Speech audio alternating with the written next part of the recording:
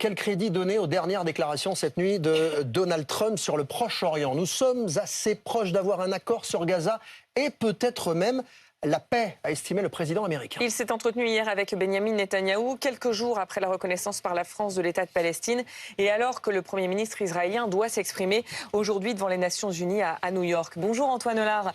C'est pas la première fois que Donald Trump fait planer l'espoir d'une paix. Que faut-il en penser cette fois-ci ? Écoutez, ce qui est clair, c'est que jusqu'à présent, les efforts diplomatiques de Donald Trump n'ont strictement rien donné. Alors, on verra ce que ça donne cette fois. Ce qui est certain, c'est qu'il y a un nouveau plan de paix américain sur la table, un plan qui prévoit un cessez-le-feu permanent, le retour de tous les otages, morts et vivants, le retrait progressif de l'armée israélienne de la bande de Gaza et, à plus long terme, l'implication de l'autorité palestinienne pour gérer l'enclave. Ces propositions ont été validées par les pays arabes que Trump a rencontrés en partie cette semaine à l'ONU. Désormais, le président américain s'emploie à convaincre Benyamin Netanyahou.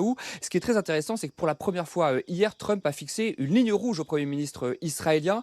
Vous l'avez évoqué, Netanyahou envisage d'annexer une partie de la Cisjordanie, une forme de représailles après la reconnaissance de l'État palestinien par la France et par d'autres pays. Mais ce projet d'annexion, Trump ne veut pas en entendre parler. Il a été très ferme hier. Je ne permettrai pas d'annexion, ça n'arrivera pas, ça suffit, ça doit s'arrêter. On a bien compris à son ton que ça n'est pas du tout négociable. On verra si Netanyahou se plie à cette exigence. Ce sera un vrai test pour l'autorité de Donald Trump. Les deux hommes, en tout cas, se retrouveront très rapidement face à face, puisque Netanyahou est attendu lundi à Washington. Il sera reçu à la Maison-Blanche par le président américain.